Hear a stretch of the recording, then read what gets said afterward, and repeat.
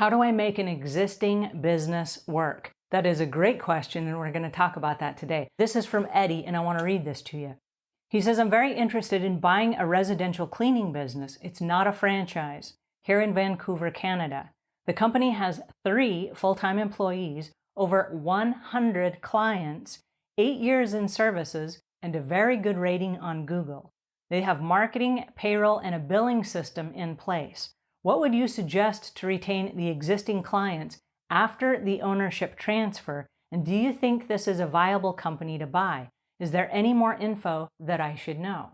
All right, that's a really interesting question. And it's going to come down to how you set up the buy. Now, when you just buy a company, you're not walking into a grocery store and buying an existing package off the shelf. It could be a box of cereal, it could be a gallon of milk. You're not buying an existing thing.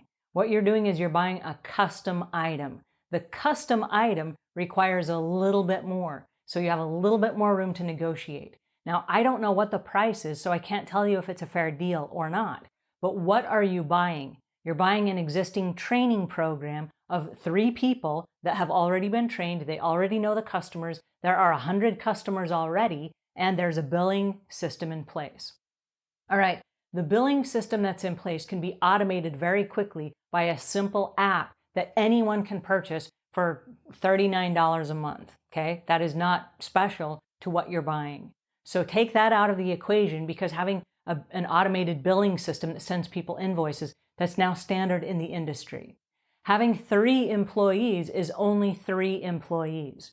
Employees come and go at will. And so if you're buying the employee, what is it that you're buying? Have they been with the company for 8 years? Because if they were just hired, there's not a whole lot of loyalty there. And there's nothing to say that they will be loyal to you versus being loyal to their previous employer. And so you need to set that up with the employer, that they will introduce you to every single one of the people. And I would recommend, since it's only 3, I would recommend that you have a sit down with the existing owner and have them introduce you. Hey, this is your new boss. Here's how I know this guy. Here's what I really like about this guy. Here's why I think he's going to make an excellent employer for you. And they have to introduce you. It's called third-party endorsement. And what that is instead of you coming in on day 1 going, hey, I'm the new guy, I'm your new boss.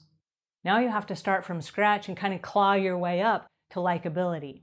But if you come in and they love their boss, and the boss says, hey guys, it's time for me to retire, I'm getting on in years, can't do this anymore, but I've turned over the business to this very reputable person that has a track record of business success. They're here to help you. They are here to help you see your vision and build your goals and help you build your dreams, help you support your family and all those things. So if this person says these things about you, now they feel differently about you already. Now you can also negotiate with the business owner that they do the same thing with the clients, because they don't own the clients. Nobody owns house cleaning clients. And house cleaning clients are a dime a dozen. They're everywhere, right? House cleaning clients are everywhere, and they're fickle. They don't stay with people for 10 and 20 years unless the business owner has built the loyalty. Now, if this particular business owner that you're buying from has built that loyalty, they're loyal to that guy, they're not loyal to you. And so if you step in and you're just like, hey, I'm the new guy, that's exactly the equivalent of them just grabbing a flyer out of the mailbox and going, wow, this is cheaper than what we're paying now. We hire this new guy that we don't know, or we hire this new guy that we don't know. And they can jump ship very quickly. So it's possible that you buy a business of 100 existing customers and suddenly you have none, right? What is that worth? I don't know. So what you need to do, and this is part of your negotiation and it's part of the price that you pay, get the business owner to agree that they will either in person introduce you to every one of their customers, or they will make a personal phone call on your behalf and let them know that they are turning the reins over to a new business owner that they're selling the business. Thank them for the business, build that last bit of rapport, and then either do a 3-way call with you where they say, hey, I'm gonna tag the new guy in this case, Eddie, you're the new guy. I'm gonna tag Eddie in on the phone call, and Eddie gets to go ahead and say hi. And so after they've had this conversation, then you jump in and you're like, oh, hi, I'm the new guy. And they're like, oh, hey, Eddie, we just heard some great things about you. We're so excited that you're gonna be our new house cleaner. All right, so you have to set it up properly. so that everyone on the receiving end of your new business proposition is receiving of you. Because if you go in and you pay a big hefty price and you're met with a lot of resistance, and the 3 people leave and go off and start their own cleaning companies, and they take those 100 clients with them, and they use the automated billing system that's already in place, they've just hijacked your business opportunity, and you're left with nothing, and you have no recourse. And the no recourse is you don't own the employees. They're free to leave at any time.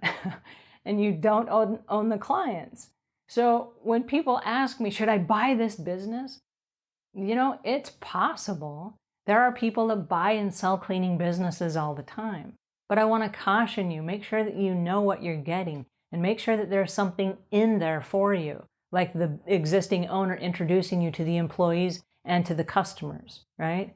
Because if you jump in and you have to do all that footwork yourself, I don't want to be ugly, but you might as well start your own company and do all that footwork yourself anyway, because you're going to spend the same amount of time, you're going to build the same amount of rapport, you're going to have to go through the same hurdles, getting to know brand new employees all over again and finding out what their hot buttons are and how you're going to motivate them. And are they motivated by money or days off or whatever? You're going to have to figure all that out. And that is a lot of work.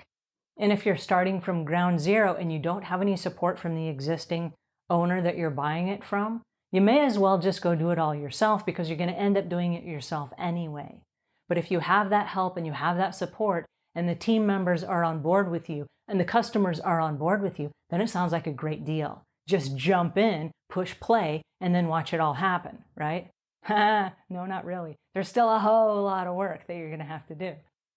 But it is easier probably to buy a business that is up and running than it is to create one from scratch if you have that support system. So that would be my 2 cents.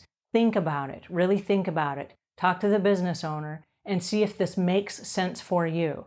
And then maybe talk to a couple of other people who have purchased cleaning businesses and find out from them what worked best for you. What was the one downfall you wish you would have known in advance? And ask some really thought-provoking questions that may help you make that decision. Because I don't want to stand here and say, yeah, it's a great choice, go do it, and then see that you're, $80,000 in debt and you did not end up with anything at the end because everybody jumped ship.